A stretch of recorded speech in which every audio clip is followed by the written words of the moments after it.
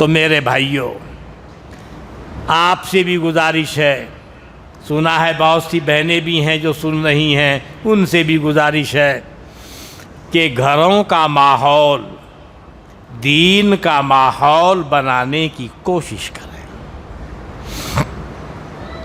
نماز کی پابندی کی جائے، بچوں کو بچیوں کو نماز کی تربیت دی جائے، سکھایا جائے، رغبت دی جائے، قرآن کریم کی تعلیم دی جائے، اور گھر میں روزانہ خصوصاً فجر کی نماز کے بعد قرآن کریم کی تلاوت کا گھر میں اہتمام کیا جائے۔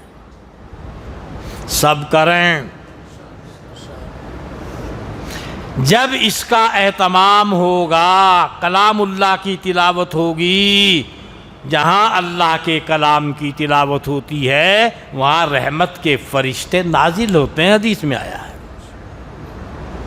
وہاں اللہ کی رحمتوں کا نزول ہوتا ہے، وہاں سکینہ اور طمانینت کا نزول ہوتا ہے، وہاں سے بلائیں مصیبتیں بھاگتی ہیں، وہاں سے شیاطین خبیث جنات بھاگتے ہیں، وہاں گھروں میں خیر اور برکت آتی ہے، نحوست رفو چکر ہوتی ہے، اور بجائے اللہ کے کلام کی تلاوت کے، عبادت کے، نماز کے، جب گھر میں اللہ کی نافرمانی ہونے لگے تو سمجھو گھر کی بربادی کا وقت ہے،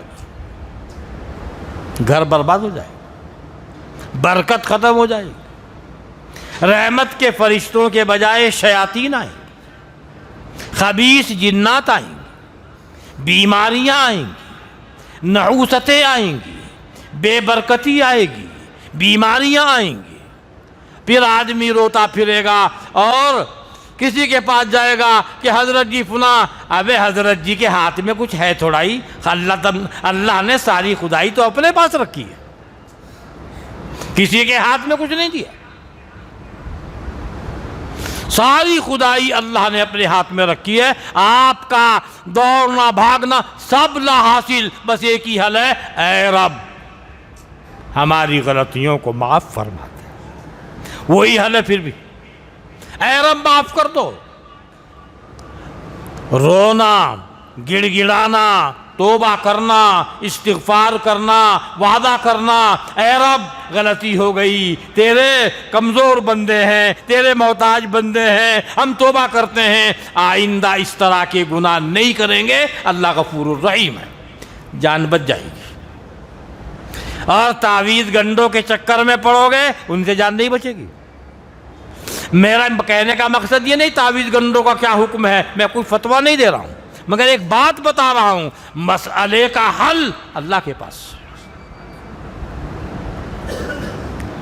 مسئلے کا حل اللہ کے پاس، اللہ کے سامنے توبہ کرو، استغفار کرو، بچے بھی کریں، جوان بھی کریں، بچیاں بھی کریں، مرد بھی کریں، عورتیں بھی کریں، سب لوگ کریں، سچے دل سے توبہ کریں، اللہ تعالیٰ گھر کی برکت کو واپس لے آئے گا، اللہ پھر وہاں برکتیں اور رحمتوں کا نزول فرمانا شروع فرما دے گا، حالات ٹھیک کر لو۔ قرآن کہتا ہے ان اللہ لا یغیر ما بقوم حتی یغیروا ما بانفسہم، خدا نے آج تک اس قوم کی حالت نہیں بدلی، نہ ہو جس کو خیال آپ اپنی حالت کو بدلنے کا۔ بندہ پہلے خود اپنے آپ کو بگاڑتا ہے، اور جب بعد میں عذاب کا اثر آتا ہے تو پریشان ہوتا ہے، اب واویلا کرتا ہے، اب روتا ہے، اجی یہ کیا ہوا؟ وہ جو تم نے کیا وہی دیکھ رہے ہو، جا کے کہتے ہیں اے اللہ میں مر گیا، اللہ فرماتا ہے تو تو مر گیا تو میں کیا کروں، میرا تو تو نے کچھ خیال رکھا ہی نہیں کبھی، نعمت میں اللہ کی نعمتیں لے کر ایسا مگن ہو گیا، اپنے ہی کوئی خدا سمجھ بیٹھا، اے رب میں کیا کروں، اللہ کہے تو میں کیا کروں، بندہ کہتا ہے کہ یا اللہ میرا حال دیکھ، حکم ہوتا ہے کہ بندے نامہ اعمال دیکھ۔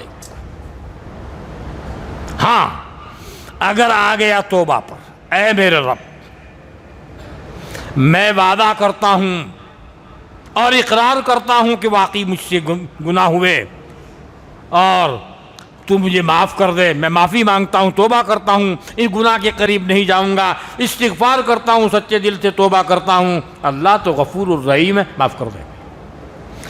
اس کا اللہ نے اعلان کیا ہے. قل یا عبادی الذین اسرفوا علی انفسہم لا تقنطوا من رحمت اللہ ان اللہ یغفر الذنوب جميعا انہ هو الغفور الرحیم. حل یہی ہے مسئلے کا. ادھر ادھر بھاگے پھرو گے اللہ کو چھوڑ کر, کوئی حل نہیں نکلے گا. اللہ کے پاس حل.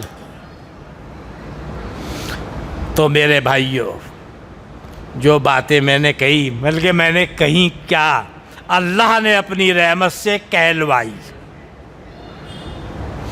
بندہ نہ کچھ کہہ سکتا ہے, نہ کچھ سوچ سکتا ہے, مگر وہی جو ادھر سے توفیق ہو جائے. زبان پہ بھی وہی آئے گا جو وہ چاہتا ہے.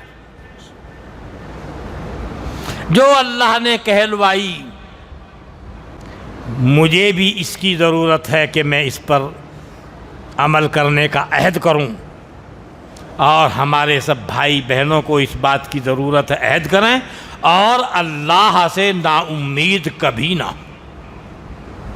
کیوں؟ ہمارا تو سب کچھ تو وہی ہے.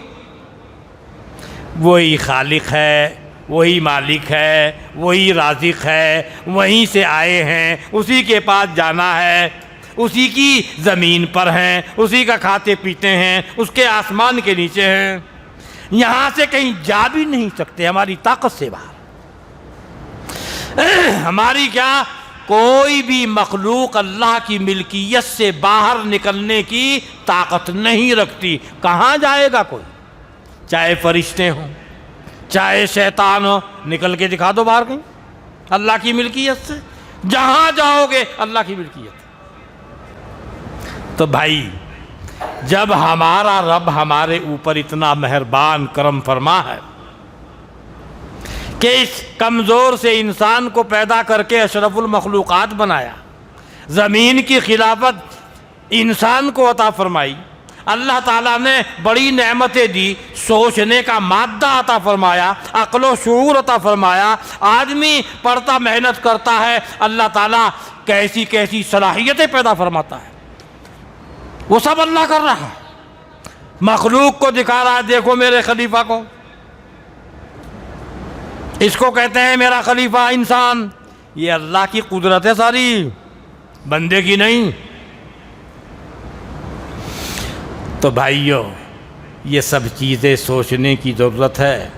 اور قبرستان میں جاتے ہوں گے, کتنے بے شمار بیچارے وہاں ہیں جو اپنے وقت میں ایسے لوگ تھے جن کا کوئی جوڑ اور مد مقابل نہیں تھا. آج وہ بیچارے کہاں ہیں؟ یہی حالات سب کے سامنے آنے ہیں. تو بھائی, اللہ کے سامنے جانا ہے, وہاں کھڑا ہونا ہے, اللہ کا فیصلہ ہوگا. تو ان سب چیزوں کا خیال کرتے ہوئے ہماری زندگی گزرنی چاہیے. پھر اللہ تعالیٰ اپنی رحمت کا معاملہ دنیا میں بھی فرمائے گا اور آخرت میں بھی فرمائے گا. اللہ تعالیٰ ہم سب کو عمل کی توفیق عطا فرمائے. آمین ثم آمین.